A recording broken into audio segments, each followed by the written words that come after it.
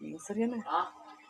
Mga ka-ingron, kunin natin yung mga dumi-dumi lang muna kasi wala akong budget ang mayari eh. Dumi lang ko mga ka-ingron. Pikat. Yan mga ka-ingron. Kabalo mo, amping, baklay ka.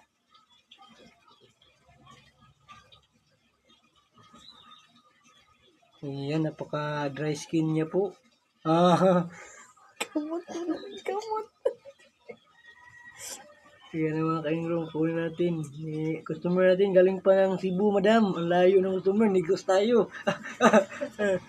Yan. Yan, madam. Kukuha ko na. Ang laki. Wiwiin natin, wiwiin.